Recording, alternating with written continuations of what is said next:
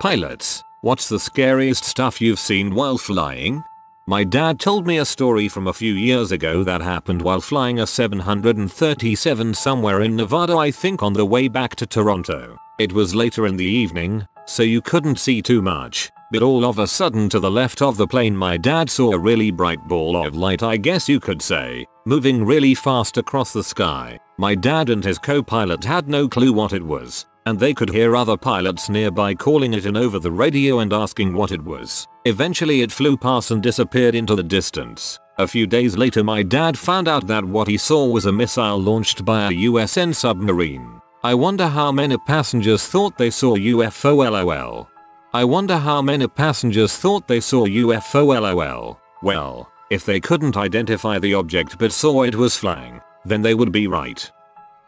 A skydiver about 20 yards off my wing was flying a 172 into an uncontrolled field that I've flown into 100 times before, not knowing that after a 5-year ban in skydiving there, they were allowing it on a case-by-case request. While flying in, calling my position, I hear skydiver in the air. My first thought was I hope they aren't this direction, and then there he was. I had this image of him going through my prop. After that thought, oh god please don't let me kill this guy. Then I turned to WTF just happened and how did the pilot not call this out better? He flew off completely. Come to find out the pilot was flying his friend to skydive to his local field, then departed to his home airport where they came from. I never did find the guy. Weird. I just posted this from the other side of the coin. Not the same incident though, unless you were the one flying over Flagler Airport in Florida back then. It had been an active drop zone for years though, so I'm sure you were somewhere else. Smoke in the cockpit when I landed. Thankfully it was when I landed. Had to push the airplane, small Cessna, off the runway. Almost had 2 mid-air collisions. One due to a new pilot not being where he should be. Another due to control telling me an aircraft was at me 11 o'clock when really it was at me 2 o'clock. And the coolest was a Beta that burned up directly in front of me. Same altitude, straight ahead. I have no idea how far away it was, but it was bright and so pretty. Went through a spectrum of colors as it burned. Not a pilot, but my dad is a former one. He once told me about how he almost crashed his Cessna because he hit some geese. He was actually preparing for a landing approach when he hit geese flying in a patch of fog. Windshield was completely shattered and he and his passenger were covered in blood and feathers. They landed safely, but my dad was pretty scarred from that. He didn't quit flying because of that, but bird strikes remained a constant fear of his. Geese are large birds and they did significant damage to that little plane. Considering what they can do to larger planes, see that incident in 2009 that involved landing in the Hudson. I shudder to think what they could do to a smaller craft. Not a pilot, but I was in the bathroom when the pilot came over the radio with a quick announcement that we were about to have turbulence and to buckle up. Everyone sat down, including the stewardesses, and buckled up. Everyone but me, who was in the process of taking a massive crap. The kind of crap you don't want to have during turbulence. Now I've been in turbulence. It's rough. This was something else. I somehow, by all that was mighty, finished my crap and completed the post-crap paperwork darts and flushed. Didn't wanna chance it. When the turbulence hit, to say I hit everything is an understatement. I bounced off the ceiling, hit the floor, back up, face to the toilet. It was heck, and I just kept my face covered and I protected my head as best I could. After a bit of luck, I managed to get myself wedged under the toilet and I stayed there till the bumpy ride ended. I left the bathroom to some laughter and a lot of concern. See, for them in their seats it was fine, until they heard screaming in the bathroom and loud crashing noises followed by dread silence. They all thought I died. Haha. I was on one flight where they announced anyone with hot drinks, please pour them out on the floor. Everyone else, cover your beverages with your hand. My sibling asked our great uncle this once. He was a commercial pilot for 30 years. Hey Uncle Mike, what's the weirdest thing you saw while flying a plane? God, he went to take a nap right after that. Dang, he literally refused to elaborate any further. Navy carrier pilot here. My story is more about what I couldn't see. I joined a squadron on deployment near Guam for a couple months one time. It had been about 6 months since I had landed on a carrier. so I had to do a few day and night passes to get current again. My first night with them, the plan was for me to get 2 traps. We would come down as the first plane in the recovery, launch again, and come back in as the last plane in the recovery. Nothing crazy, we do it all the time to keep both pilots current. The only thing different is I would fly both passes. This night was overcast, so no moonlight made it though to the surface of the ocean, making it very dark when you descend through the clouds. It's also the middle of the ocean. It is so dark that you can't tell where the water ends and the sky starts. Not that it mattered though, because we were still in the clouds down at 1,200 feet. As we are coming down first in the conga line of aircraft on 2-minute intervals, we hear paddles. The pilots on the back of the ship who help guide you down say 99. The deck is moving. This means that the flight deck is pitching, rolling, and or heaving with the ship's motion more than it usually does. This happens occasionally, and it's always a bit sketchy, but that's what paddles is there for. Anyway, as we are flying our needles down toward the ship, we pass 400 featuring at about 1 mile and we're still in the clouds in the dark. We get to the normal handoff point between the approach controller and paddles at 3/4 mile. Approach says show you on and on. 3/4 mile. Call the ball. This is the point where we would look outside and confirm that we see the lights on the ship that guide you in on the correct glide slope. In carrier aviation, if you can't see the ball or you don't know where you are on glide slope for some reason, you say Clara, meaning clarify my position. At least that's what I always assumed it stood for. And paddles will step in on the radio and give you some help. Well, in this case, we can't even see the ship, so we respond with Clara's ship. Paddles comes back with 601. Taxi light on. That means they can't see us either and they need us to turn the taxi light on so they know where we are. We turn the taxi light on, and paddles says paddles contact and continues to talk us down towards the deck. We're probably passing the 150 featuring here. Eventually, we finally break out and about 3-5 seconds later, we hit the deck and come to a stop. It was raining so hard we could barely see the taxi director on the deck. They taxi us to the bow catapults and we shoot off into the darkness to do it again, lol. Luckily, the weather cleared a bit and the deck steadied a bit for the second pass. That still remains the craziest thing I have done in an airplane. TLDR. Night. IMC Belomans. Pitching deck carrier landing on my night Rayquel flight. Frankly, I don't know how you do this. Take off land on carriers in all weather. I think some people must be wired for this kind of work. To me, it's terrifying to even watch it. Great description, though. Easy to follow and imagine. Stay safe out there. Flying a Cessna 172 with my instructor out toward Blythe on the way to San Diego hangar when a sandstorm blew up underneath us. I swear the sand was so close it was causing the landing gear tires to spin. This was on a 3-leg check flight. We had landed at Big Bear, California for fuel and a hot low pressure system moved in pretty quick. It was moving and as we were getting there, like really hot 120 degrees or so and the air was already really thin. A kid in his solo was taking off and he got her up off the end of the runway and he just fell out of the sky and crashed. Air was too thin because of the heat and he ran out of runway because he couldn't get up to speed and just pulled up instead of listening to tower and aborting. Crashed and died.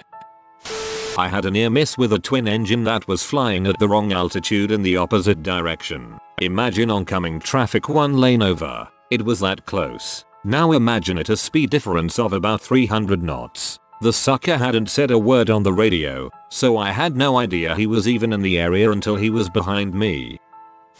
Navy helicopter pilot here. I've got 2 that would be a tie. 1. Hearing a once per revolution thumping coming from the rotor head. Then on approach to land the torque gauges went dead, indicating a double engine failure. Luckily the engines were still running, unlike the gauges. 2. Hearing the rotor RPM suddenly decrease for no known reason, followed up by a master warning indicating an engine failure. Engine restarted itself a moment later and it was all good. Still crap myself though. Also teaching people to land on ships at night is just generally terrifying. Helicopters are only held up by magic and hope and no one can convince me otherwise. I'm not a pilot but I took a few lessons years ago just for the experience. We were practicing landings and as we lined up with the runway we started our final. As we're going down the instructor notices a shadow on the ground slightly to our right. It was another plane going to land on our runway and was above us. We had radioed our intentions earlier but don't know if he did. The instructor took over and peeled off. The guy didn't land, just kept going. We circled and came in. Apparently no one saw a dang thing. Flight simulator RE. Not a pilot, but AF combat systems officer. We were on a military training route. Pretty much what it sounds like. Airspace that is supposed to be cleared out so military jets can practice maneuvers without worrying too much about civilian aircraft. We're at 300 feet AGL cruising along at 420 knots when our TCAS, collision alert system using onboard radar, starts blaring at us. We all look around and don't see anything around us, when suddenly some jackbutt in a little prop plane, who wasn't squawking, pulls into a climb about 50 feet off our nose. Pilot brakes hard to the right and we narrowly avoided a mid-air collision. That probably gave them a good shake and hopefully scared them out of ever doing that again. My airfield where I did my pilot training had a waterway at the approach end of the runway, and oftentimes there were sailboats heading out to sea as you were coming in to land. Usually came in a little high, since the runway was plenty long enough. One day, not long after I had completed my first solo, I was doing my run-up, waiting for one of the regular pilots to land his low-winged sport airplane. He obviously didn't see the mast of the sailboat crossing, and he hit it. The plane cartwheeled down the runway and broke into pieces. I took my plane back to the tie downs to clear the area, and then went to help him out of the plane before it caught on fire, which it didn't amazingly enough. The pilot broke both of his hands at the wrists, and fractured a whole bunch of stuff. Unfortunately, he was a surgeon. Not sure if he was able to work again. Needless to say, I was always very careful on approach after that. Unfortunately, he was a surgeon. Not sure if he was able to work again. My sister is a surgeon, and she carries an incredible amount of insurance in case she breaks her hands in such a way that she has to stop working. I think it is some number of millions of dollars. A helicopter about 30-40 feet off my wing. I landed at an uncontrolled field, and as I was making my radio calls coming in, I heard a helicopter also coming in to land and refuel. I didn't need to refuel, so once I landed and did the checklist I turned around and went back to the end of the runway. The end I was taking off happened to be the opposite end of where the fuel farm was. I waited for a couple of other planes to land, including a beautiful red biplane. Made all the radio calls like you're supposed to, taxied out onto the runway and took off. As I was going over the far end of the runway, near the fuel farm, suddenly my iPad screamed at me warning traffic 9 o'clock 100 feet below. I was like WTAF and hauled the yoke over to the right, whereupon I see a helicopter shoot up past my left wing. Way closer than you should ever be to another aircraft. Dumbass finished refueling and then just took off without making any radio calls, or listening to anyone else's radio calls. Apparently, many choice words were said over the radio by me. The guy lined up to take off after me goes "Hulai." So yeah, that was fun. I always keep a side eye on helicopters after that little bit of excitement. I was landing a Cessna 172 and this massive blue heron appeared out of nowhere and just barely missed hitting my windshield. I don't think I've ever been more scared. In Bright, Victoria, Australia there was a magpie which hung out in the paraglider landing zone. Everybody got attacked but it was always at the point where you have to focus so you just ignore the bird and keep flying. Not a pilot, but my daddy's. That said, we were flying out of Las Vegas and upon takeoff we nearly collided with another aircraft. This other guy never radioed into tower, never mentioned anything about landing, just off in his own little world as if he owned the fricking air. He was in a twin-engine Beech. We were in a single-prop Cessna. We were literally within 200 feet of each other, enough that we could see one another, and could probably smell the crap we were crapping out, except their pilot. Because that guy was so freaking clueless he probably didn't even know there was a runway there. I wouldn't be surprised if he was trying to land on the actual Las Vegas Strip.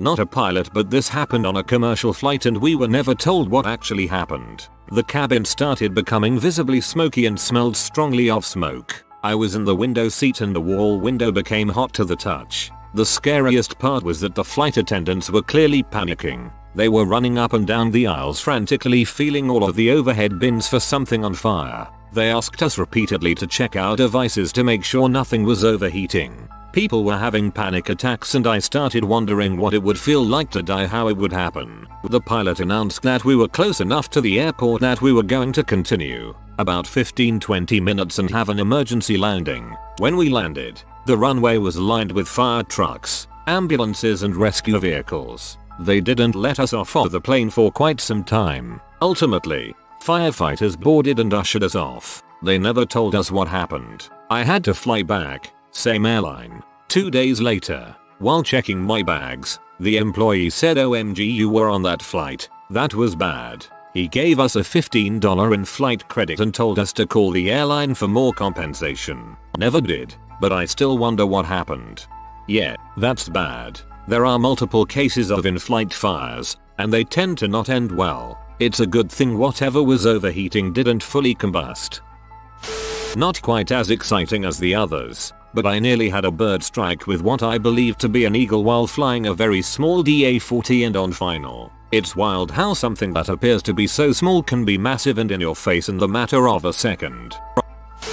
Thunderstorms on either side when I was in a Cessna 152, a bit smaller than a C-172. They developed pretty quickly and we thought we'd have to turn back, but there was a big enough opening to fly through. The windshield got nice and clean too. Another one was seeing the engine start shaking when a part of the oil system blew. I thought it would die on me and I would have to land in some farmland or on a small road. Fortunately we ended up being stuck with one power setting, which was also pretty bad, and could fly it back to the airport. Oh, one more. Flying out of Palomar Airport and the old codgery World War II pilot that was teaching me to fly says it's time to do touch and goes for an hour. So we land. I'm feeling good cause I can land a plane. I get in the pattern. Tell tower this is Cessna XXX and the pattern for touch and goes and they are talking me around. Slow day so getting a lot of practice so there was hardly any sweat. An emergency forced them to continue me on the downwind leg and wait for instructions. Only no instructions come for about 10 minutes. I'm out of the pattern now and can see the old drag strip so know where I am. Called in and tower was kinda mad, probably at themselves. Turned me around and got me landed and told me that was enough touch and goes for the day. Instructor was eating lunch in the airport eatery and was a little worried too. A black dot right in front of me that was not moving. At the time I was working on my commercial license in a 172 on about an 8-mile final. I was checking my instruments while on approach and when I looked up I saw a black dot that didn't show any relative movement and in a split second I realized that I'm going to hit it so I pushed the yoke forward as fast as I could. About 1-2 seconds later a bird went right above me.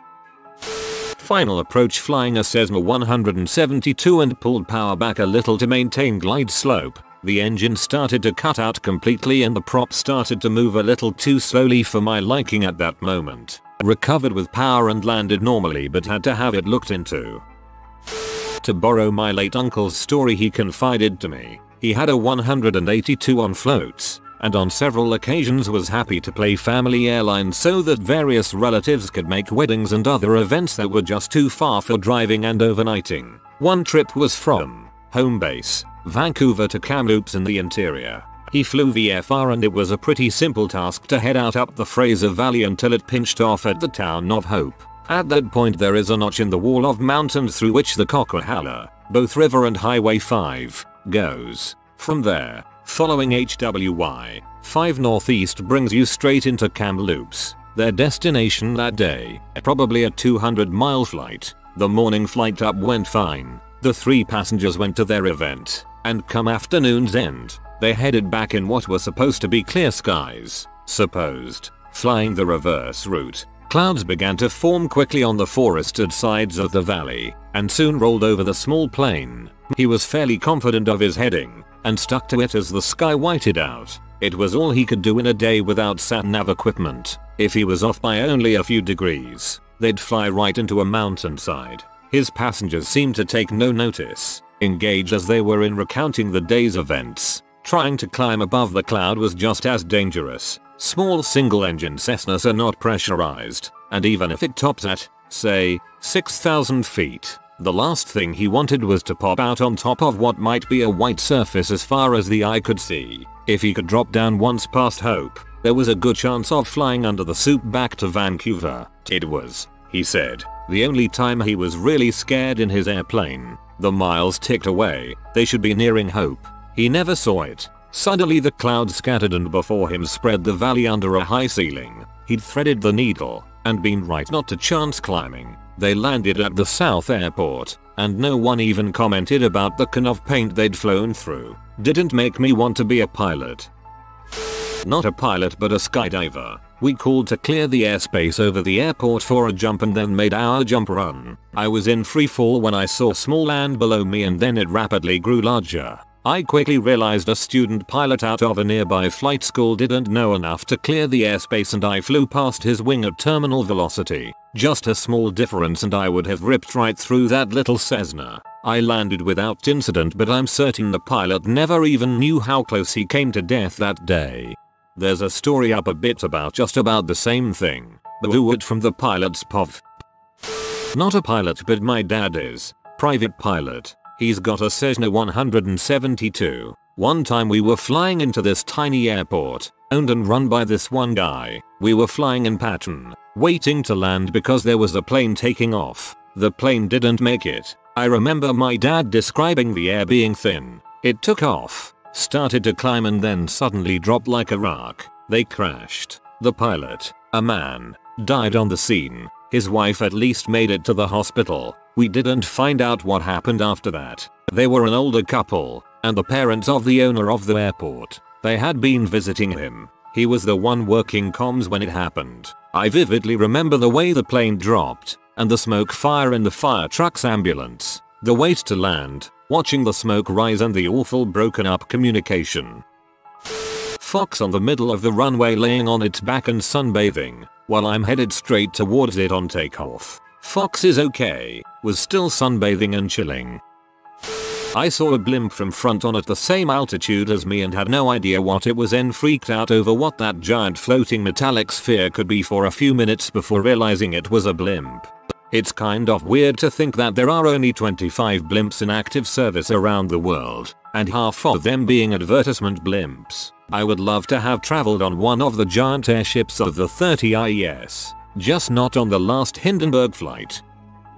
On my first solo cross-country, so my third time ever alone in an airplane, and cross-country flights refer just to a flight from one airport to another, not like all the way across the country. The conditions were pretty good when I took off, and at the surface they were good, but a little higher up the forecasted thunderstorms started developing a little earlier than forecasted. The whole way out there it was good. Some cumulus clouds for sure, and plenty of thermals given how turbulent it was, but none of that is very notable for an August afternoon. By the time I had landed, taxied back, departed, and started on my way home they had definitely started to at least get pretty tall. I ended up flying under what was most likely a developing thunderstorm on my third solo. It was well clear in terms of cloud clearance and it wasn't more developed than some big grey clouds, but there wasn't really a good way around it since there was quite a lot of development in the area and going around would have resulted in a fairly significant deviation from my flight plan, which obviously made me nervous on my first solo flight navigating.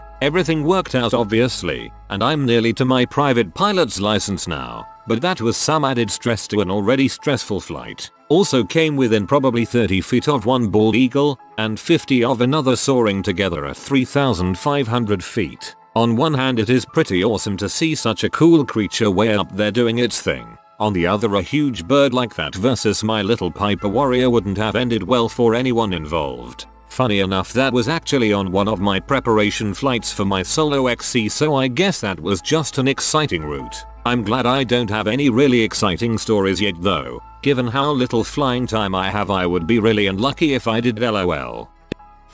My father was a commercial pilot for over 35 years and has been flying for over 45. He has all kinds of wild stories which range from searching for debris after the Challenger disaster to the mayhem he endured as a pilot during the 9/11 attacks and even towing banners at the Jersey Shore. But the craziest story I've asked him to retell a million times took place off the coast of NSW in Australia in the late 1970s. His plane and crew were in a traffic pattern and were delayed landing because there was quite literally an unidentified flying object on the radar that the tower was tracking. For a while they just circled around in this pattern waiting for other planes to land before they could enter the landing pattern, and lo and behold, the crew eventually got a direction of where this thing was, and when they looked out their windows they could see a cigar-shaped craft moving very slowly at about their same altitude. Upon seeing this, all of the crew and passengers who could see it audibly gasped, and my dad says that was the most disturbing part. Anyway, eventually it went off scope and they got the all clear to land and nothing more came of it, but it was always my favorite story as a kid to hear from my pops.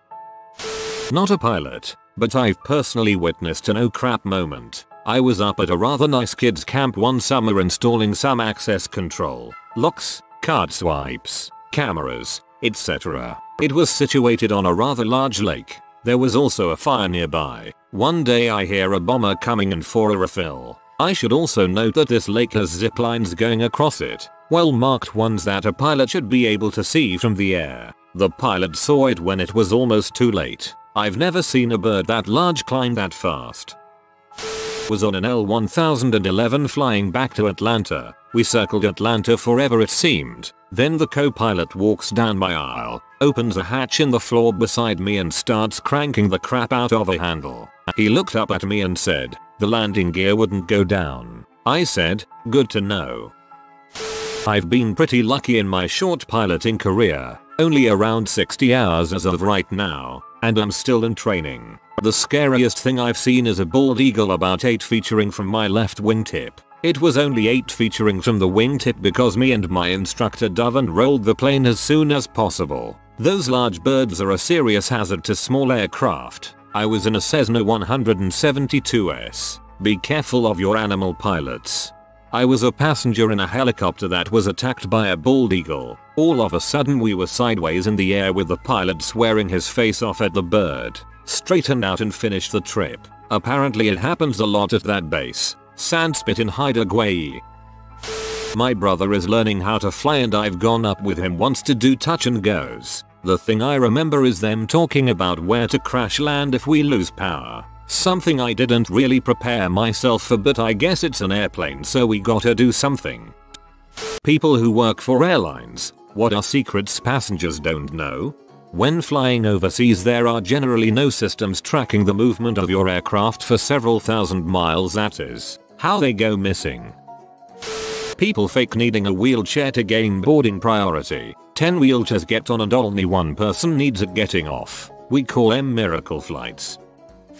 If you checked your dog there's about a 30% chance it's terrified before it even gets on the plane. Who knows how scared it gets during the actual flight. Backroom agents will usually try to comfort a scared animal, but all we can really do is talk to it, so if you write your pet's name on their carrier it usually helps a lot. I've never seen a cat who was scared in the backroom. Cats don't give a frick. That there's a huge list of things that can be missing from the aircraft while still being allowed to fly. True, it's called a minimum equipment list, MEL. Counterintuitively, it's a list of what can be broken on the aircraft while it still remains airworthy. It should be noted that the operational limits of the aircraft are altered to respond to broken parts. For instance, if certain lights are broken, the aircraft is restricted to daytime use. You know how all the other armrests can be raised except for the one next to the aisle? Turns out that one can be raised as well via a small button in a divot on the underside of the armrest. Useful if you want to spread out a bit more, though some flight attendants may tell you to put it back in place.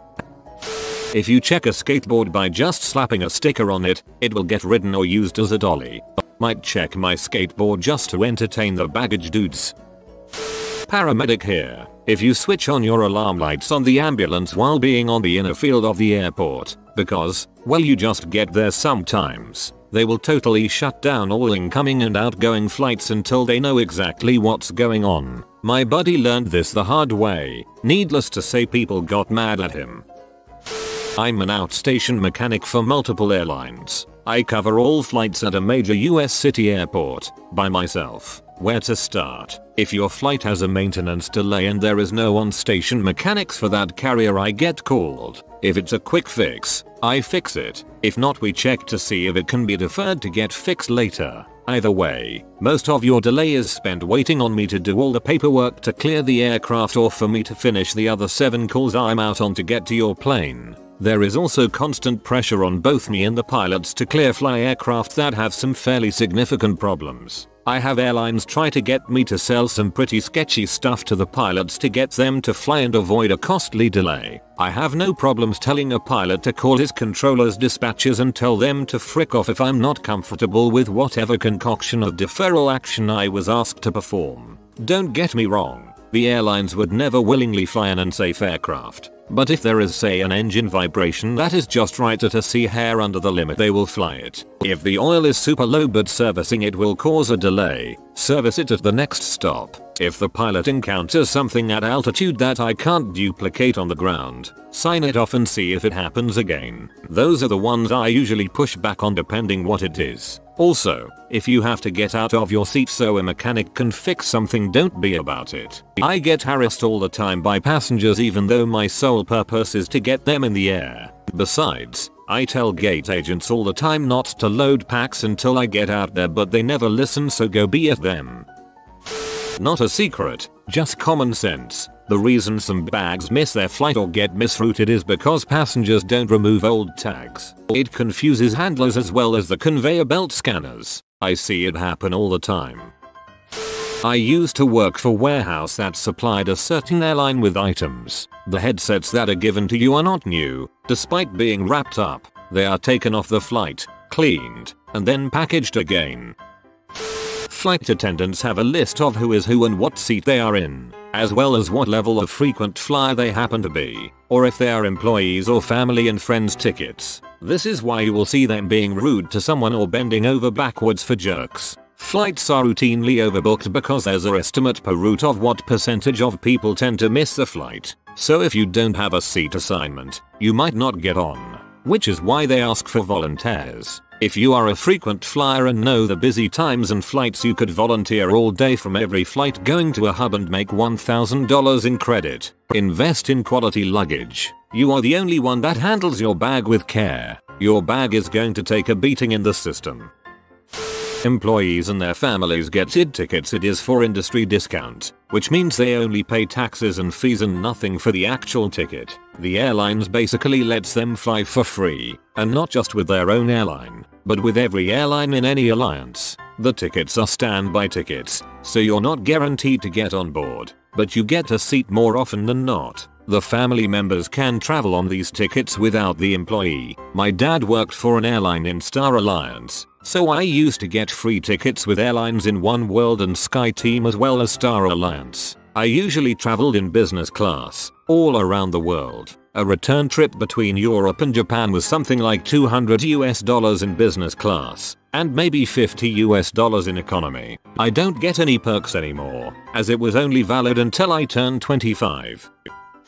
Sometimes your pilot can be on food stamps because they only make $19K. Baggage handlers see hundreds of bags a day. No bag is treated special, unless it is obvious. Even then, depending on the person, sometimes they're not, which is rare. Bags are not intentionally harmed. They are, however, intentionally thrown, slid, jostled, stacked under hundreds of pounds of other bags, and exposed to the elements because that is the nature of the job. You can safely assume that your bag is touched and handled by at least 7-8 people per flight segment. If you are connecting, at least 10 different people, not including TSA. Sometimes, the vehicle that fills the potable water for washing hands and making coffee is parked next to the vehicle that is used to dump the shitters and fill the blue juice for the labs. They're not supposed to. Sometimes, they're parked at a distance from each other, which is policy, yet the guy who is filling the water is using gloves that he hasn't changed in over 2 years. The most power you could probably wield is Twitter.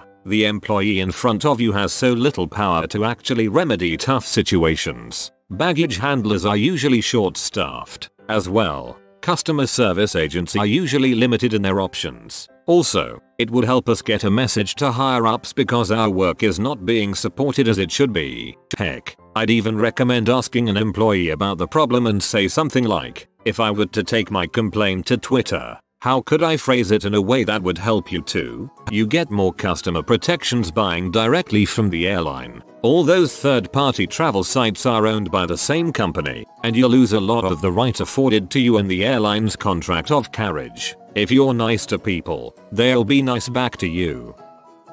When the drink card is coming through, you can ask for a full can of pop instead of the tiny little cup filled with mostly ice. Not particularly a secret, but one time I was upgraded to business class on a plane that was delayed for maintenance. Just settling into my middle row aisle seat up at the movie screen bulkhead when a hatch in the floor of the cabin right at my feet flipped open and the maintenance engineer climbed up. He had a clipboard of paperwork for the pilot to sign, then climbed back into his hole, tipping his hat to the passengers before closing the hatch over his head. If you look for it, you can see a recessed pull ring in the cabin floor in front of the first row seats behind cockpit. I work revenue management for an airline. On average, the cheapest time to buy a ticket is Tuesday afternoon. The cheapest time to fly is Tuesday, Wednesday, or Saturday. This applies to US flights in my experience. Aerospace fastener production here. Nobody there asks what is actually holding the plane together. Don't worry about it. The coffee is absolutely disgusting because no one washes the container that goes out every morning. The station agents who get paid way too little don't give a crap about cleaning it. I certainly didn't when I worked for AA. Also, because we weren't given the proper supplies to clean it, we pretty much just rinsed it out and dumped coffee into it. Be nice to the ticket agent and they will pretty much always let you get away with overweight bags. If you were funny, I'd even not charge you for bags.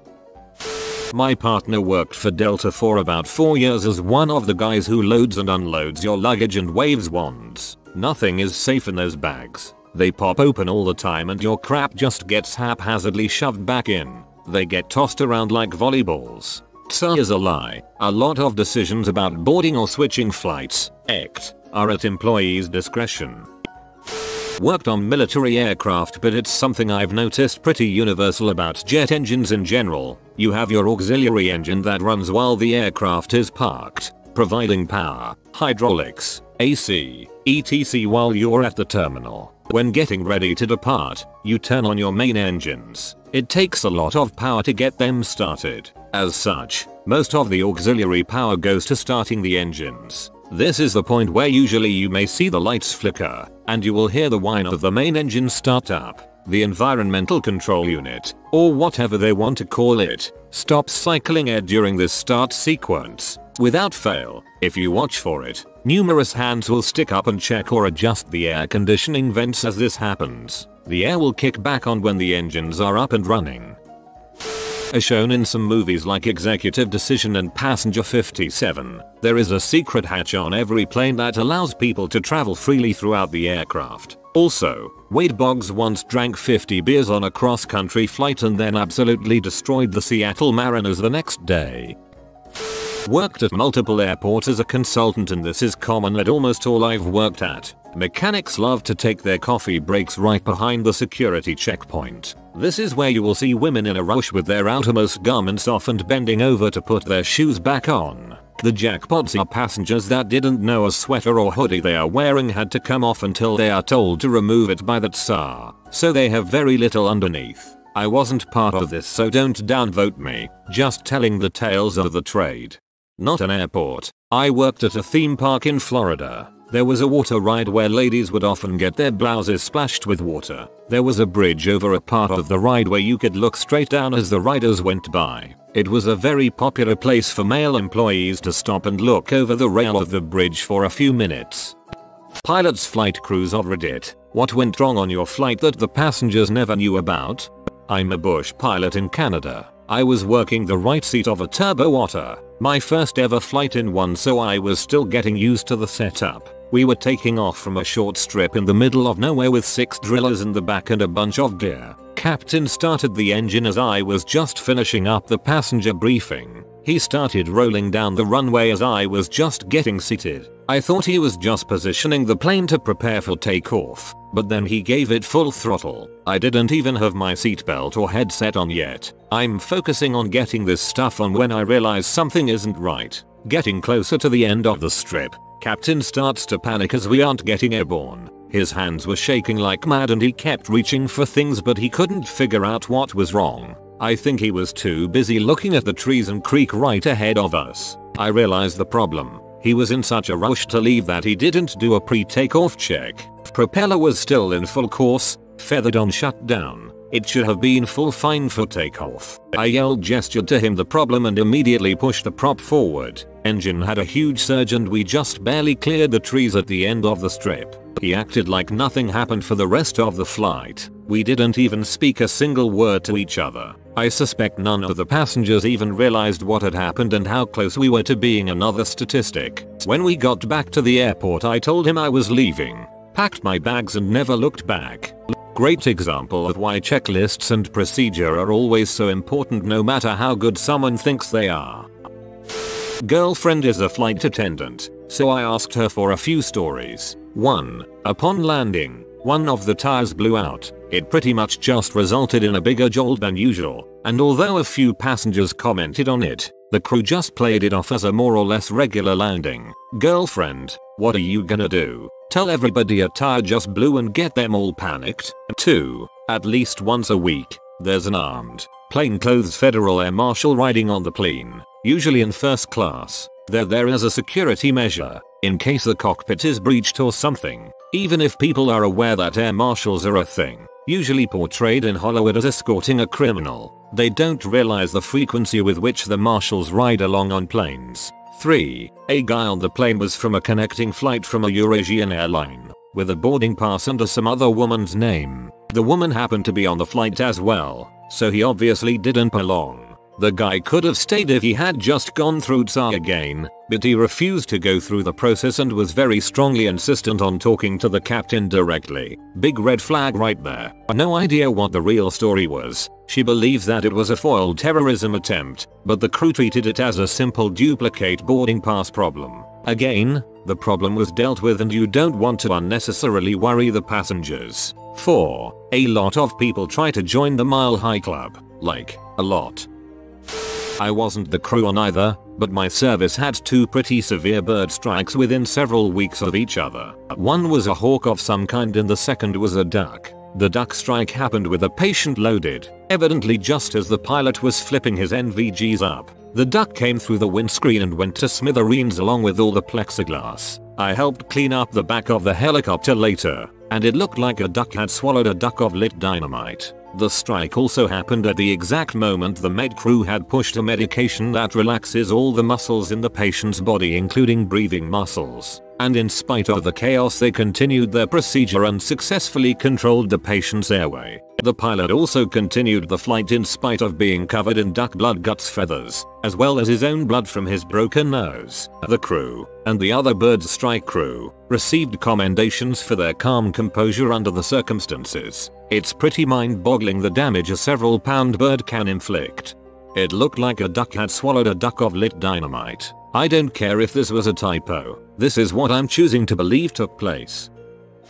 Not a pilot, but one of my buddies is. We were talking about one of the more remote airports that we both visited, located in a difficult place that has a lot of wind shear, so passengers are used to having the plane make a couple of attempts when landing. Anyway, my friend said the sensors for the landing gear malfunctioned, so he couldn't tell whether the wheels were down or if they'd gotten stuck. He flew low, made an announcement to the cabin that they needed to circle the runway because of the wind, and made a call to the control tower asking for someone to make a visual confirmation that the landing gear was fully deployed. My dad had a wasp in the cockpit with him once. He said his first thought when he noticed it right after taking off was, oh, so this is how I die. I used to do contract maintenance work on aircraft, and once a bunch of us were returning from a job in Germany. The plane was a scheduled flight on a small, 50-seat or so, turboprop aircraft, and it was a bumpy flight. I am fairly well traveled, and working on aircraft made me more confident than most of flying, but the turbulence started to get so bad that I was getting nervous. Nobody except the flight crew were allowed to unfasten their seat belts, and even they were being thrown about as they tried to move around. It was by far the worst flight I have been on. So anyway, just as things were getting to the peak of shittiness, one of the stewardesses made her way to one of my colleagues sitting across the aisle, and said, in a hushed tone, "Excuse me sir, Is it true that you guys are aircraft engineers? We have a slight problem out the back and thought you might be able to help. I honestly thought we were going to die, that the bumpiness was not down to turbulence, but some flight system had gone AWOL. I didn't know what the frick any of us would be able to do on unfamiliar equipment with no documentation, no spares and no tools. But sure enough, my colleague went off with a stewardess and disappeared through the door out of the cabin. 10 minutes late he was back, and of course we were keen to know what the problem was and if he was able to do anything about it. The problem turned out to be a ratchet strap on one of the cupboard doors in the galley was jammed, so they couldn't get the snacks out. The flight continued to be horrible, and the snacks were predictably crap. As a child, my family and I spent a few days in the Bahamas, and as we were at the outdoor airport single runway we discovered that we were flying an 8-seater single prop plane back to Florida. The first time taxiing down the runway, the pilots discovered something was wrong with the engine, so they pulled off to the side and made us sit next to the plane as they attempted to fix the engine. After being told that the plane was functioning again, we boarded and began to taxi down the runway again. I was watching the pilot and company pilot do their thing when I noticed the airspeed indicator dropped to 0 as we were about to lift off. At this point we were running out of runway, and I watched as the co-pilot jabbed the non-working gauge with his palm and the gauge began to work again. The pilots then looked at each other, back at us, then back at each other before laughing. Honestly, a not totally uncommon problem. Sometimes those gauges just get stuck, and a smack can unstuck them. Percussive maintenance sometimes really does work. Dad's a pilot, so I get to hear all of these. Good one that comes to mind you, he flies 737s for a major airline. Getting ready to take off at night, he sees a plane about to land on the taxiway he's waiting on. He immediately just starts turning on every exterior light on the plane. Other plane pulled out of final descent at like 500 feet. Cockroach in the cockpit. Red eye from LAX. One of us was strapped in while the other one hunted for the little sucker. We once brought a pigeon from Newark to Dayton. The little scavenger was hiding in the back eating pretzel crumbs. Just started walking down the aisle about 30 minutes into the flight. He stayed chill and I only had a handful of passengers, so we just let it happen. Shoot him off in Dayton. His family probably misses him. I was flying a Piper Navajo that seats 8 passengers out of a small airport. We were making all of our required radio calls. But because this was a small uncontrolled airport, some people in small airplanes will operate without radios or just don't care enough to broadcast their position. Anyway, we were doing our due diligence, but not long after takeoff and while leaving the traffic pattern, my FO says crap and takes control from me and make a relatively aggressive, for passengers at least, turn to the right. As he does this, I see a Cessna out my left window no more than 150 featuring below us. We essentially climbed through the altitude he was cruising at and turned to avoid him. Only one passenger noticed when we got to the destination and he told us it was a good move. Good times. It was a flight from Kansas to Oregon, and as we were mid-flight, a Hawk fricking dive-bombed the wing and dented it. The pilot announced the subtle thud as minor turbulence, but the crew knew what had happened. No one knew how the heck the Hawk was flying so high. It was a smaller plane, so we only had 1.5 dozen people, not counting us crew members. The dent didn't actually mess with flight too much, but it's a heck of a story to tell. I fly on a Beechcraft 1900. C&D models, varies flight to flight, quite frequently. It's a similar size to what you described. In fact, every once in a while I'll see a bird shoot past my window at insane heights. But yeah, a Hawk saying frick this plane in particular is one heck of a story. Not me, but my father. Years ago when dad was flying the 767 for Air Canada, they were coming out of London Heathrow back to Canada in the winter time and some snow had started to fall. Heathrow 10 years ago was notorious for letting a dusting of snow hamper operations. Dad and crew expedited boarding and pre-flight as much as they could and pulled the brakes and pushed back early to get ahead in the queue for takeoff. They couldn't get a taxi clearance right away as a number of aircraft ahead of them had opted to wait for the heaviest of the snow to pass prior to taking off, and the controllers wouldn't move them out of the way. Dad basically begged them to move them ahead somehow, as he had been around the block a time or two and knew what was coming, but to avail. Ground had them park the airplane and they sat loaded at the gate for 4 hours before all flights out were cancelled. Over 4 inches of snow. The airport's inability to deal with the snow and backlog of traffic meant that Air Canada couldn't get a plane out for 3 more days, by which time they had brought extra aircraft over from Montreal to try to relieve some of the buildup. So in this story, what the passengers didn't know is that if they were maybe 10 minutes faster boarding the plane, they wouldn't have gotten stuck in London for an extra 3 days. I was giving my sister and a friend a tour of the Chicago skyline over Lake Michigan. We are all having a good time. Suddenly, the engine goes quiet. A nightmare, especially because I only have one of them. The silence was noticeable and my sister looks at me and starts to panic. The engine comes back within about 3 seconds alive and well, and I head for the nearest airport. In a small propeller plane, it is hard to hide the silence of the engine, but since it came back, I acted like nothing happened. I don't think they realize how critical of a situation it almost was. Contrary to popular belief, the propeller's primary function is to keep the pilot cool, because you should see him sweat when it stops.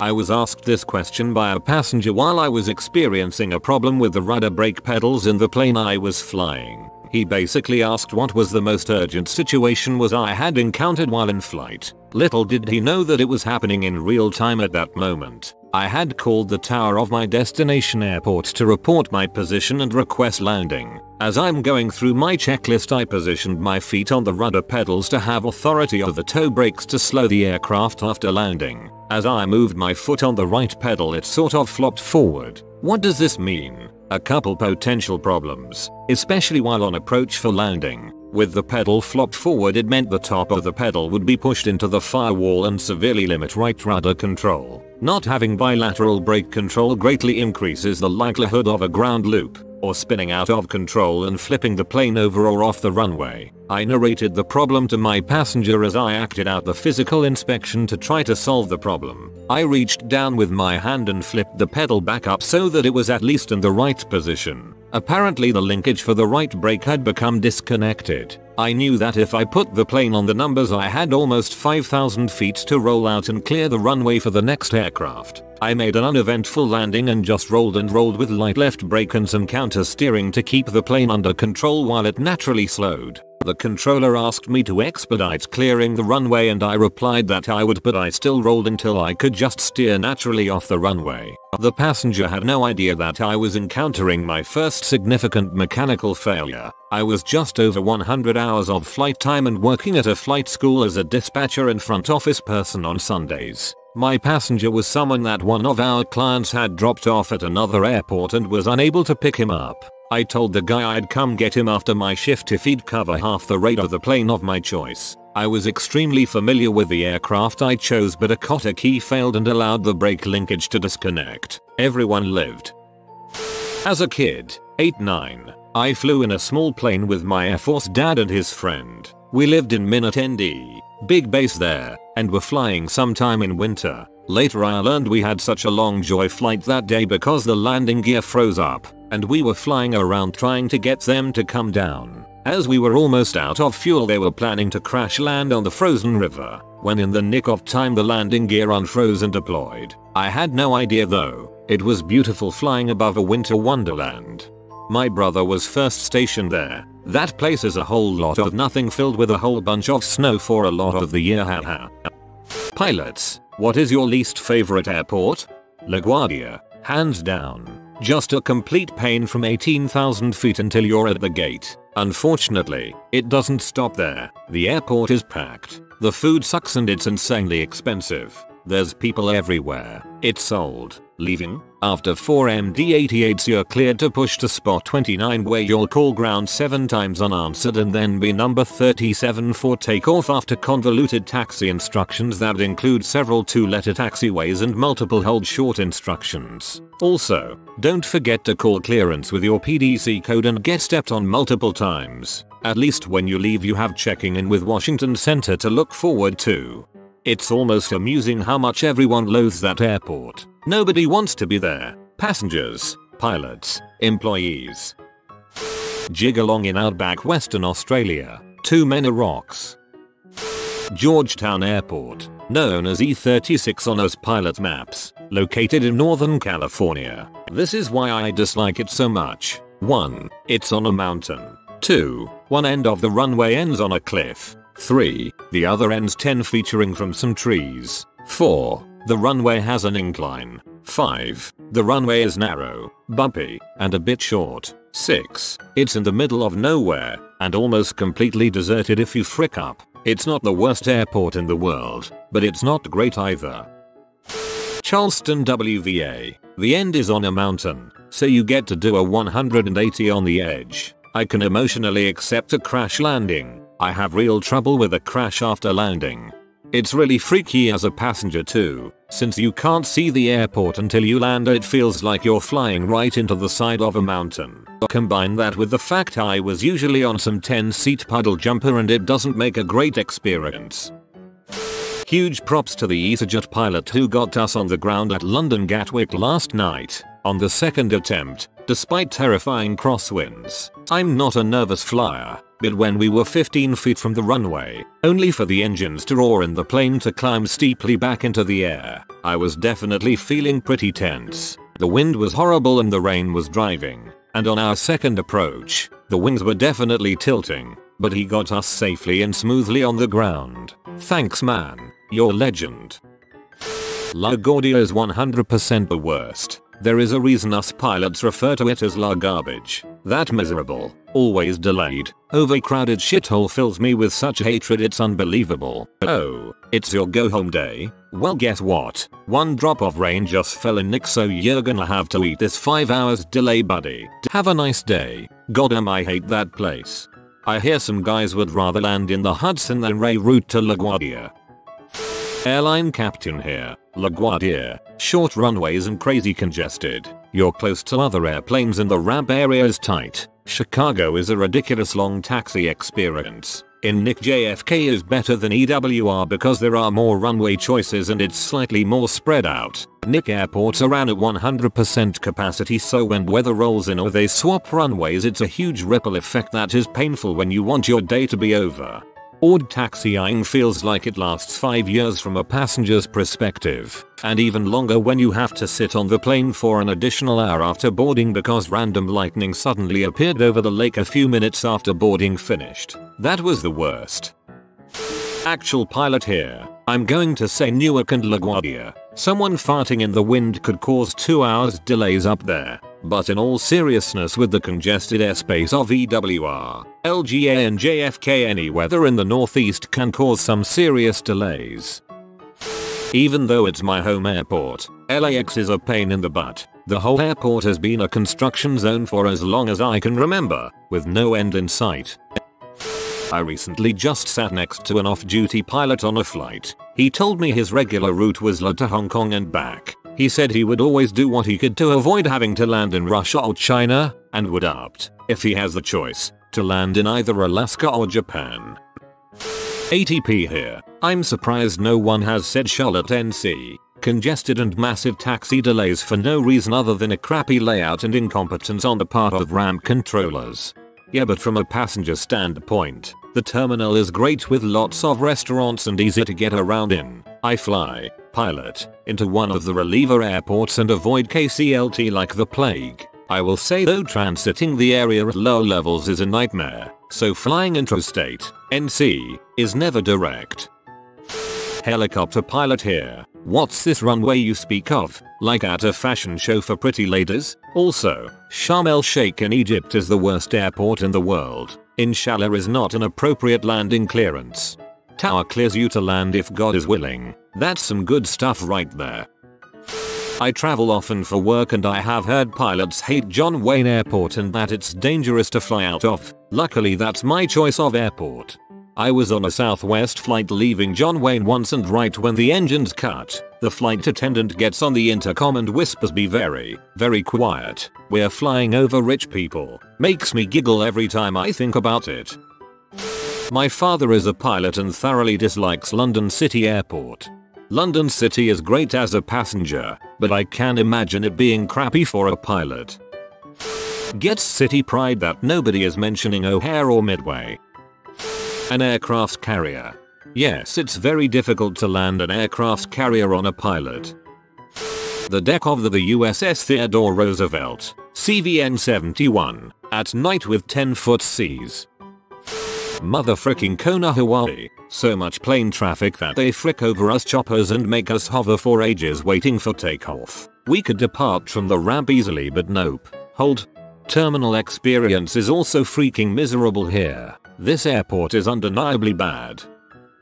Actual pilot. Toronto Pearson International. Yes, this airport is massive. But the second it gets windy or they get a of snow, the whole place goes to crap. Cancellations and delays everywhere. 2 days ago, 200 flights cancelled for a bit of wind. Last week we landed 5 hours late because of some snow. When we landed, I counted at least 20 planes sitting around waiting for gates. Apparently some had been waiting for 2+ hours. Not to mention the landing fees are insane. To be fair, it was a crap ton of snow. I landed in Quito, Ecuador once. It took 3 attempts because of 4 and the crazy location. Fucking Teterboro, NJ. Doesn't help that I have to go there at least twice every trip I'm on. Was hoping to hear about Tegucigalpa, Honduras.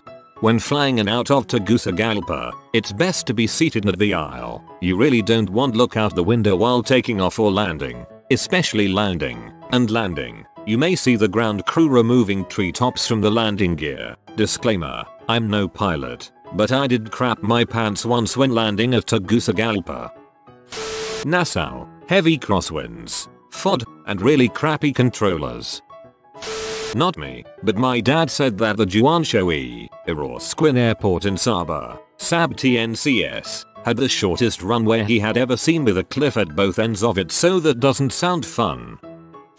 Before it was decommissioned, Kai Tak Airport was the most dangerous large airport in the world to land at because it was basically in the heart of Hong Kong. It required specialized training. Pilots had to take a course to be allowed to land there.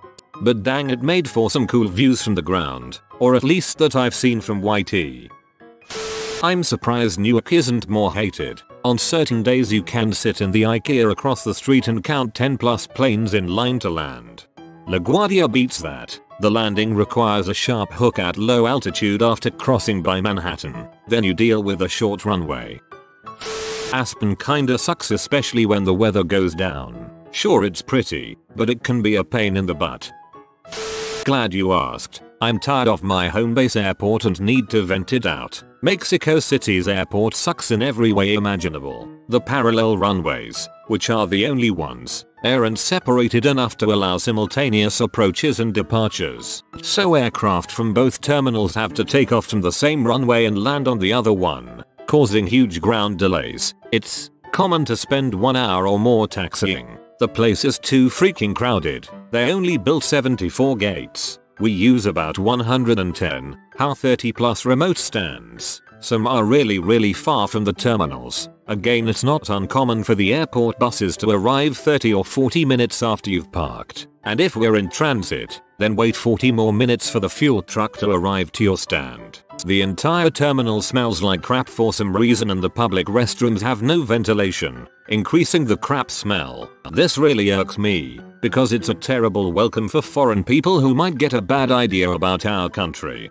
the president, and all official aviation including the Navy, sometimes the Army, diplomatic flights, state visits, etc. Don't use the dang Army's airport, which is a few minutes away from the city. They use our airport and get priority for taxiing, takeoff and landing. So again, not unusual to be delayed 30 minutes just because the president is swinging by. On top of the small annoyances, it's not an easy operation by any means. High altitude airport, mountainous terrain all around, in-flight delays by long but flight vectors and holding patterns due to traffic saturation, really bad weather every day from May to September, volcanic ash from the Popocatépetl all year round, frequent awful wind shear conditions causing you to go around the airport on fast 5 because it's so long and dangerous to go on.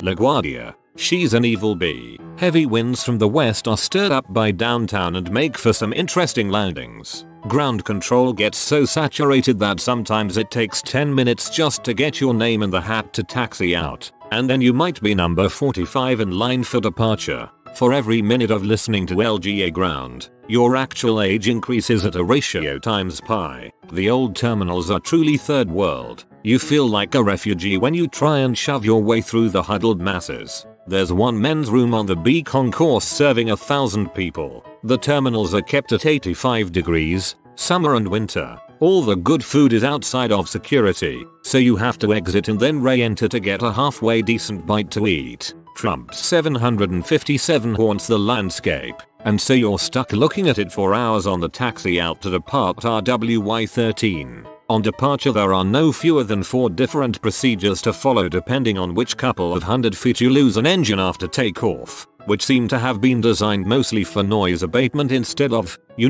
safety. Traffic is thick, runways aren't very long, and if you land long you splash down in cold salt water. Any airport with that crushable foam emergency stopping concrete at the end of the runway isn't really operating within its original design limits. I hate LGA.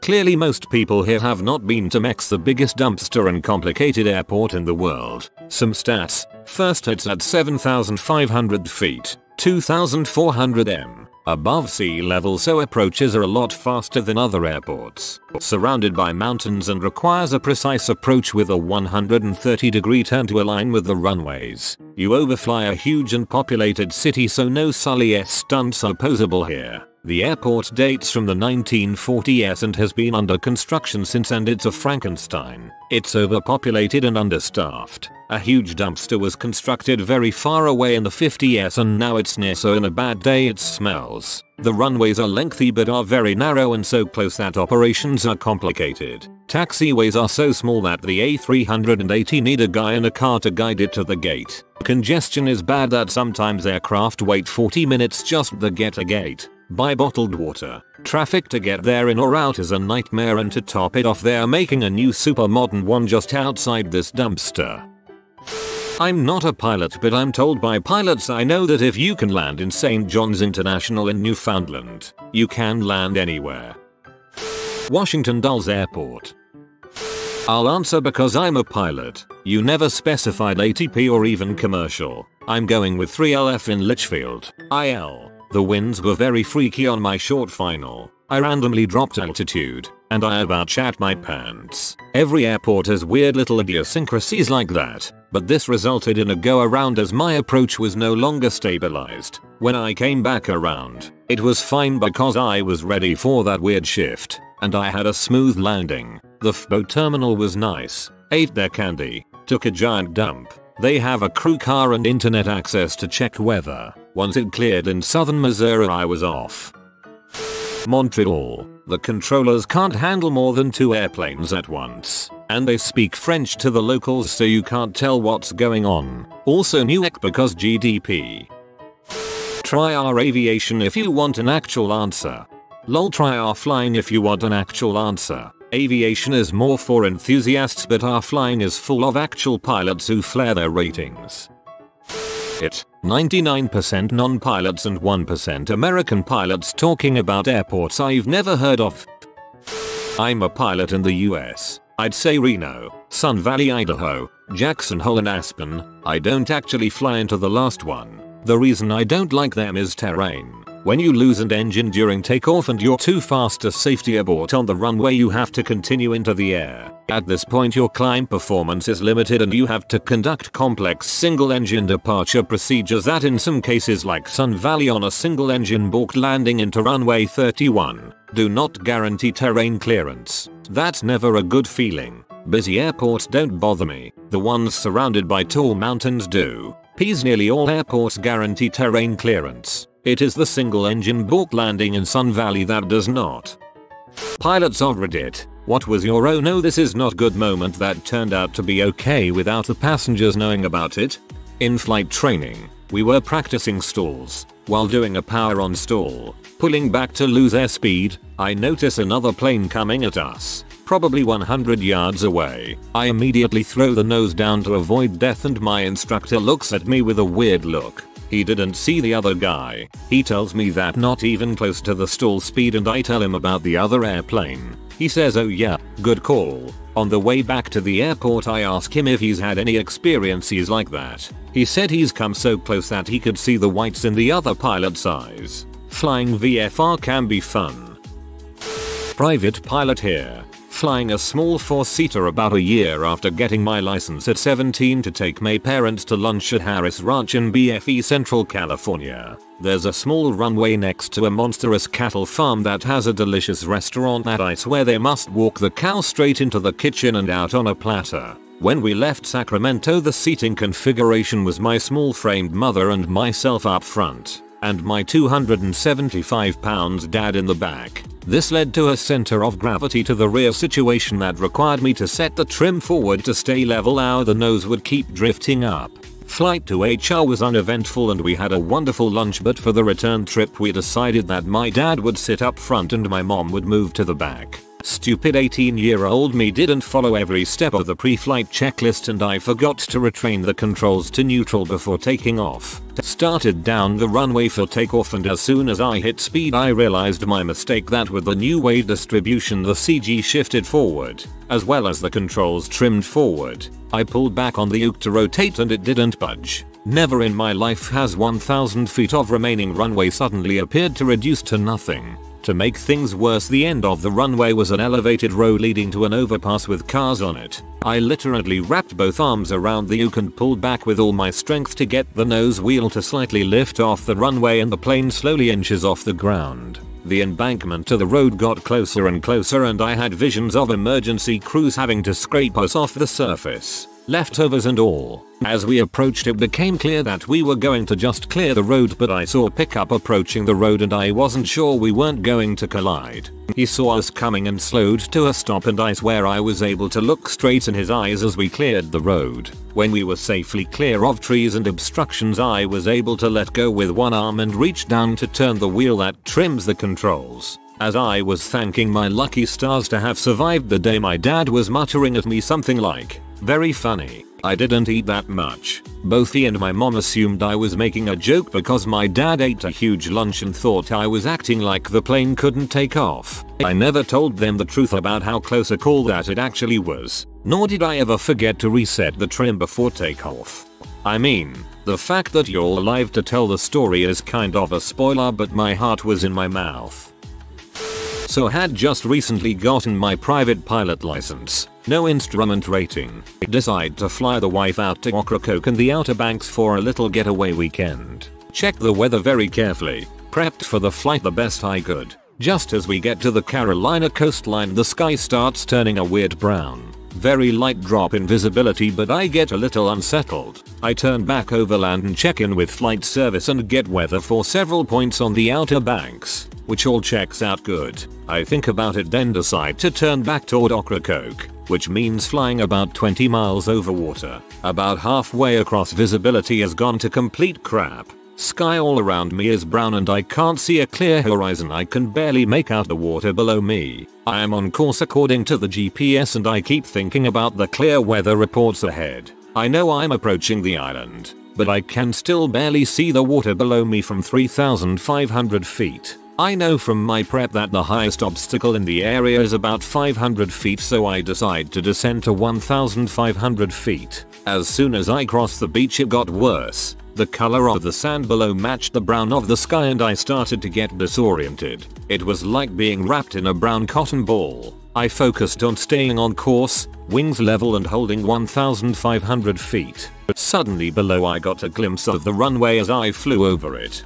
I fricked up here and decided I was not going to fly away where I couldn't see the runway. I flew a tight pattern descending, keeping my eyes locked on the runway and not on the instruments. I didn't realize how disoriented I was getting till I saw I was below 500 feet. I thought I was level but was in fact in a bank. I got it straightened out and reset my brain a little. Got lined up for the runway, airspeed and attitude okay. Right at touchdown I realized that since I couldn't really make out details of the ground that my visual clues were all shot and didn't understand just how low to the runway I was. My normal sight picture was fricked. Basically I almost drove it right into the runway but fortunately recovered and make a reasonably smooth land.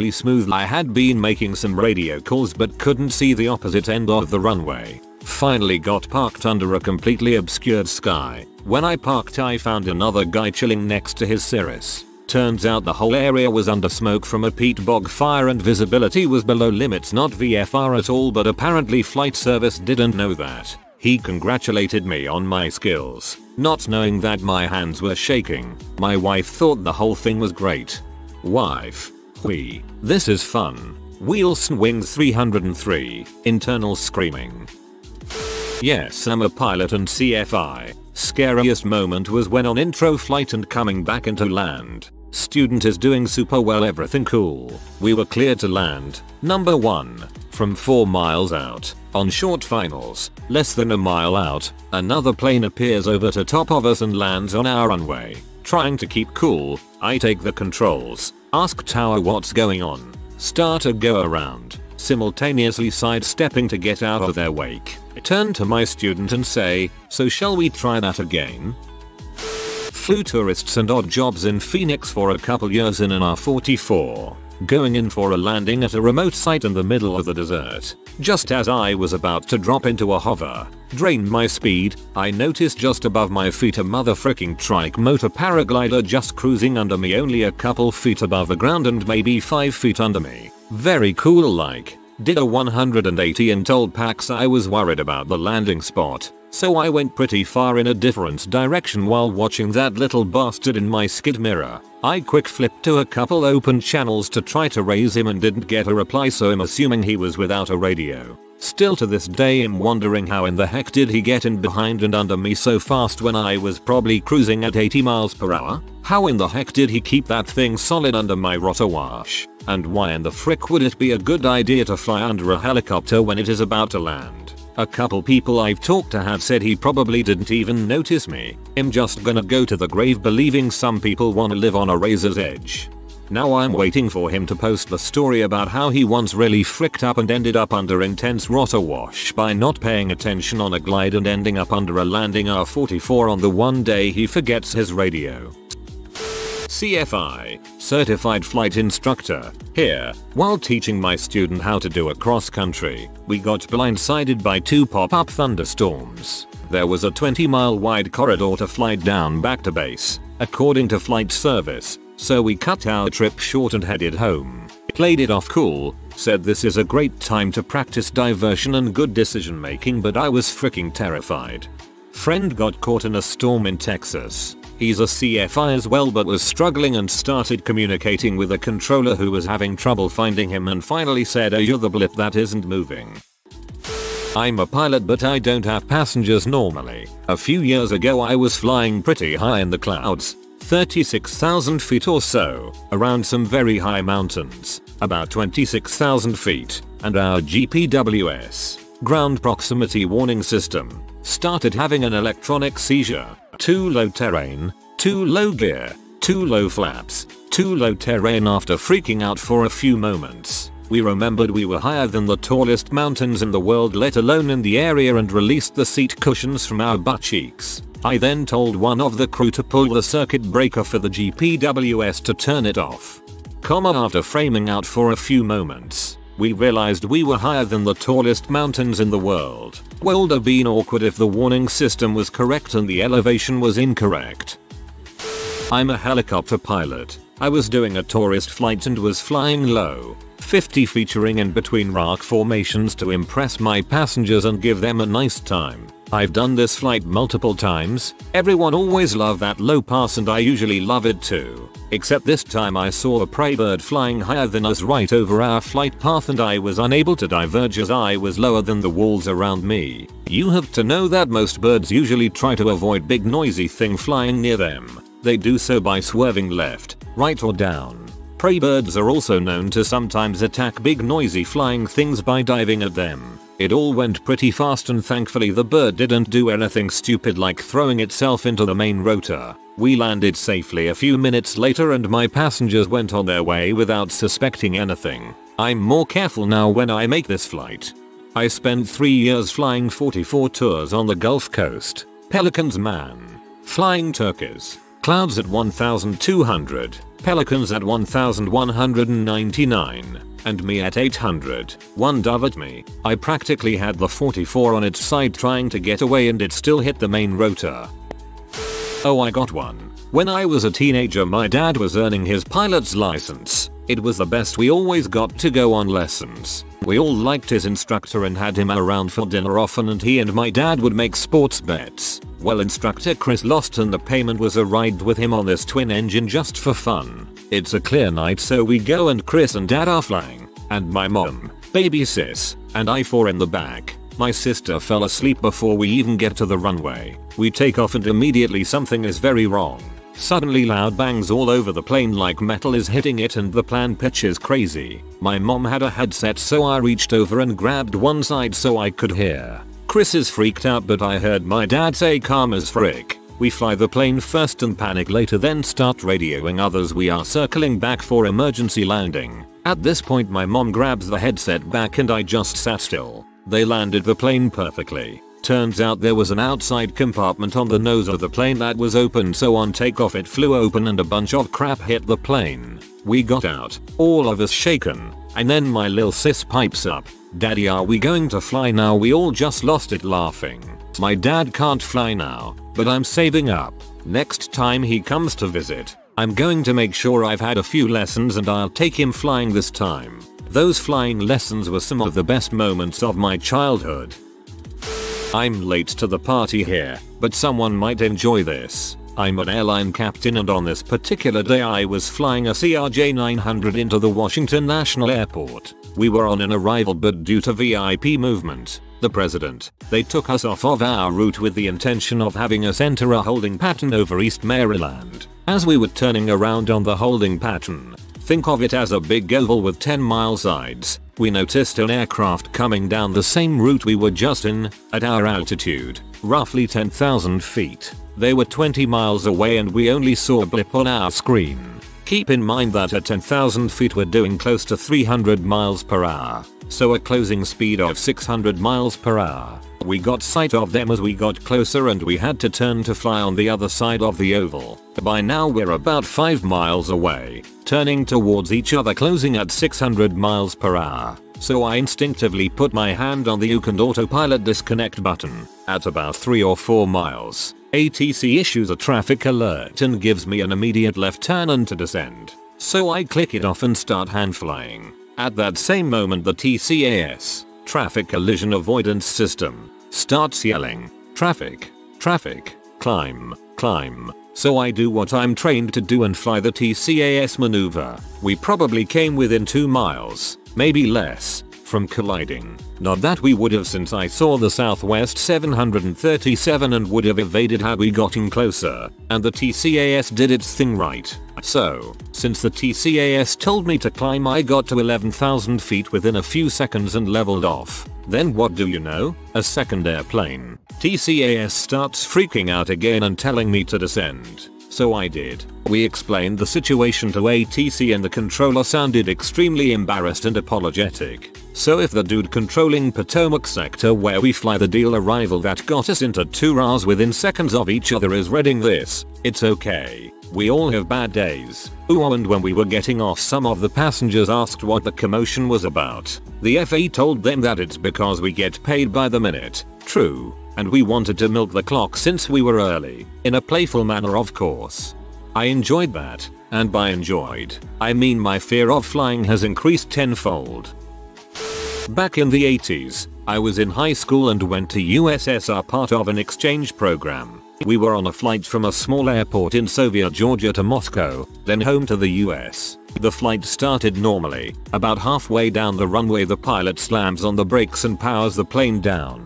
Thrown forward, stuff flying all over the cabin, kind of fast stop. As we taxi back around, the pilot, in broken English, explains that technically the airport we are using doesn't have long enough runways, but the airplane has enough power, so we're going to do it anyway. We circle back on the taxiway, get back on the runway. He backs up to the point that the wings are pushing over small pine trees. He locks the brakes and runs the engines up to full ludicrous speed to the point that the aircraft is hopping up and down on the landing gear. He releases the brakes. Everyone is instantly slammed backwards into their seats and off we go. I swear he had to bank to miss a tree at the end of the runway, but we made it to Moscow. When we finally flew into Atlanta on a much larger aircraft, it was the first Aeroflot flight to ever land at Hartsfield, so they decided to honor it by deploying the airport fire trucks to spray their nozzles over the plane as it taxied off the runway. Well, they forgot to mention this to the hundreds of family and friends who were waiting for us to return on a concourse they had closed to everyone but us. So they announced to gathered crowd that your family members are arriving. Watch out this window to see the plane land. Then deploy the entire airport fire department, cops and everything with lights flashing and sirens screaming.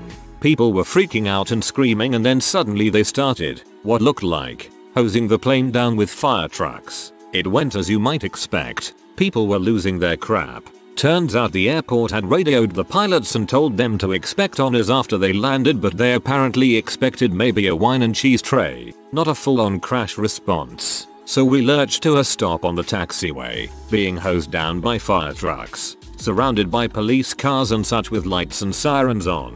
Again, the assembled relatives and friends are reacting as expected, not knowing this is all big show for their benefit. On the plane, we are all looking out the windows. Flight attendants are running all around. The pilots are coming over the overhead saying, "We don't show any fire. I'm not sure what's going here, but we'll just sit here until we figure what's going on." Finally Tower figures out that maybe they should have been a little more specific about the honorary welcome, and the concourse staff relays to the panicked friends and relatives that the plane is not on fire. We proceed to the gate and everyone is happy.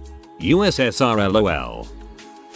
Back in my flight instructor days, I had a gig to take up some kids for the day who were doing an aviation camp. There were 3 of them ranging from 7-14 years old. We were doing a quick flight to a nearby island. Our departure airport was a towered field that I was very familiar with. On takeoff we're climbing up through 1000 or so when Tower very casually tells me to use caution for another plane he cleared to take off behind me that may be overtaking me. I think the actual verbiage he used was even less urgent. Anyway, midway through his sentence I see big tail numbers in my windscreen as I'm looking at the butt end of a Cirrus airplane dead ahead, maybe less than 100 feet. I push the nose over and slow it down a bit, but by then it was already over. The kid next to me just goes, "Was that supposed to happen?" Not really, no, but I've never had anything really go on that we tried to hide from the passengers, at least not mechanically. One time as a charter pilot we did have to hold short of the runway for like 15 minutes to burn fuel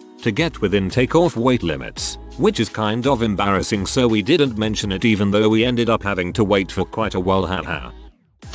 Relatively low time private pilot, me. Small plane with another pilot passenger. We filed IFR, took off and promptly flew into a small thunderstorm over North Georgia mountains. Water was streaming under the windshield, and we were bounced around quite vigorously with the thunder and lightning making it impossible for us to hear or talk to ATC. It lasted maybe 2-3 minutes and turned out fine, but that day I learned how stupid I can be.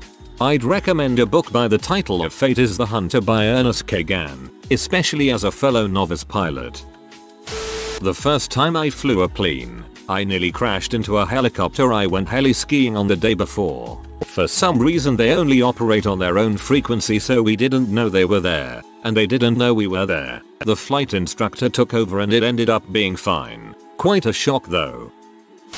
Passenger and pilot here. You'll be amazed how much your brain explodes when you're in a nosedive where your only option is to pull up, but you're gaining incredible amounts of speed and your G tolerances can only go so high. Started to grey out but got it under control. Had I not strained hard enough I would have just passed out and plummeted 7,000 featuring. Scared the crap out of myself.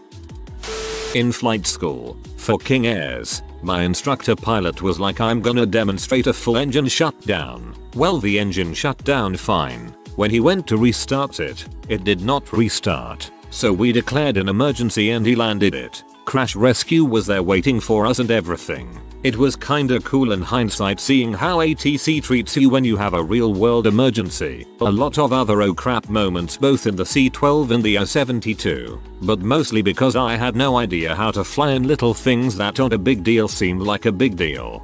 I think if I was in a plane with a dead engine I would crap myself. not a pilot, but was on board a helicopter, as a Marine, when this happened. We were coming back to the ship super late, pitch black. We'd been humping around the jungle for weeks leading up to this. Most of us were sleeping when all of a sudden I feel the aircraft nose up violently before leveling off and crashing to the deck in what felt like a 1-second span. I swear. Out of the 30 of us non-flight crew, I was the only one that noticed anything amiss. For days everyone was telling me I must have dreamt that we all almost died. Eventually I said something to one of the flight crew about it and he was all, "Oh crap. You didn't hear?" Apparently the pilot just kinda zoned out as we were landing. At the last second he realized we were coming in too fast, jerked back on the stick to slow us down, and landed a lot harder than we should have. Barely avoided a tail strike. He had played it off like everything was normal and the rest of the crew just went along with it in the moment. But they record everything on the ship, so within a day the pilot had to explain himself.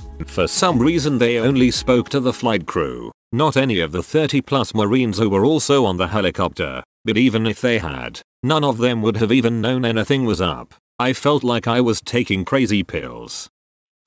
Not a pilot but a dispatcher. Back when I was working with private jets, we had a customer request a trip from somewhere up north, Detroit I think, to Florida. The crew is waiting for them prior to the flight and their car and driver shows up and starts unloading them on the ramp. The crew takes all the bags and starts loading them into the cargo area of the plane. They also have dogs in carriers so they take them and put them inside with the passengers. Everything up to this point is normal. They take off and start heading down south. About 20 minutes into the flight, the passengers realize they only have 2 dog carriers with them and that they are missing their 3rd dog. They immediately start panicking and ask the crew if they put them in the unpressurized cargo. You start to doubt yourself whenever someone asks you about something like that because no matter how sure you are that you didn't, there's always that thought in that back of your head that you are going to land with a dead frozen dog in the back. Anyway, the pilots give me a call and let me know the situation, asking for a place to divert to. I give it to them and immediately start making calls.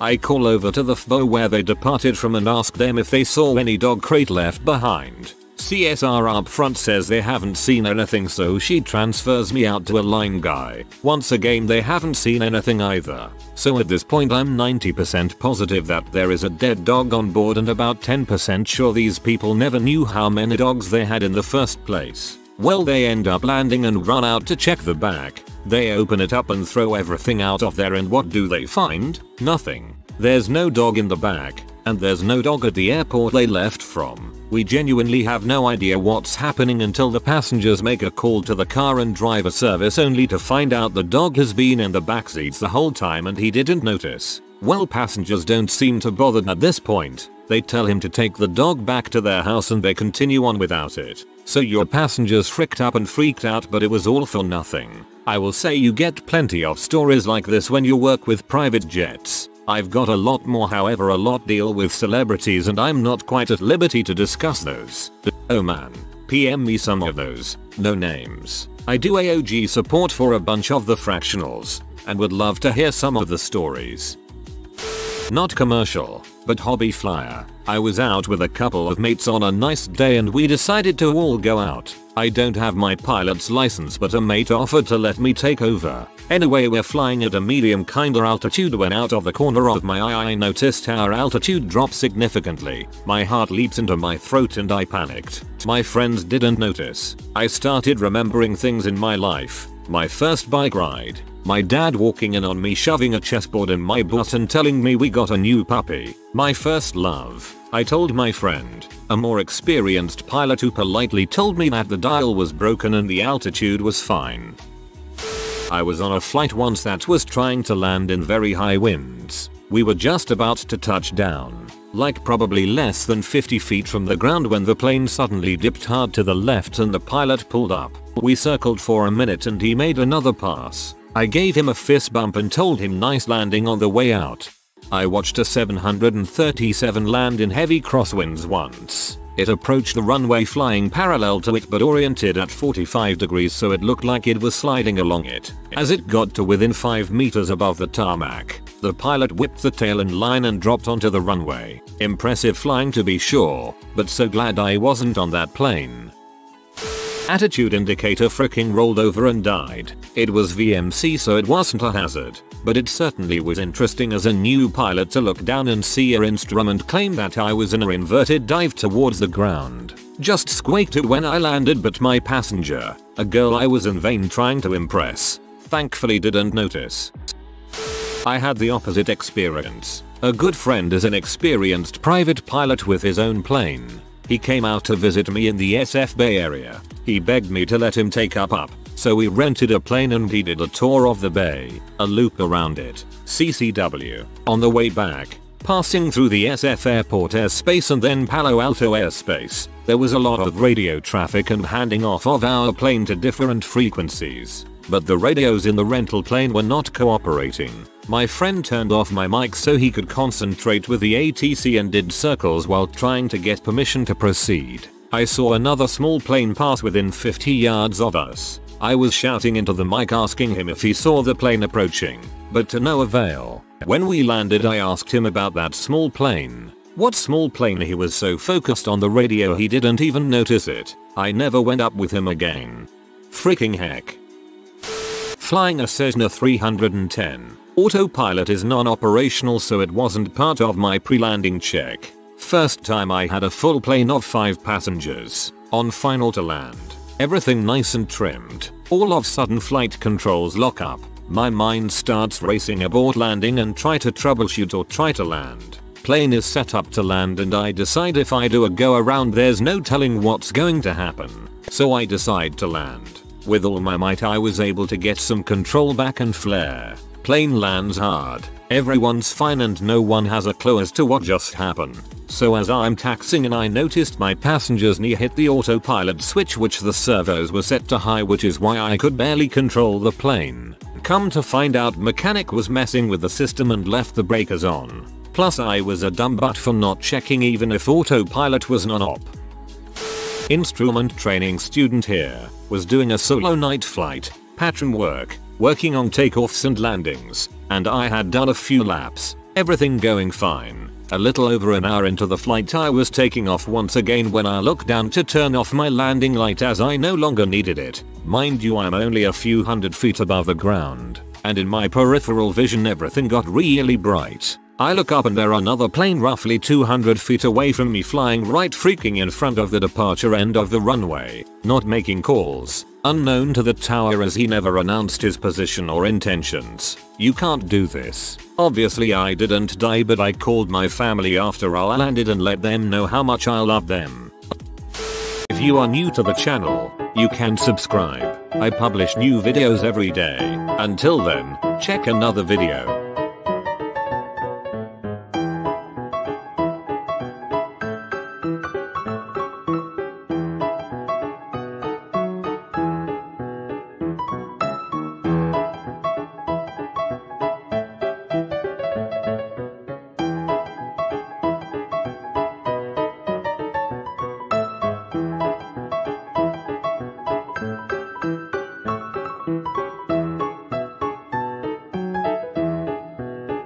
Bye for now.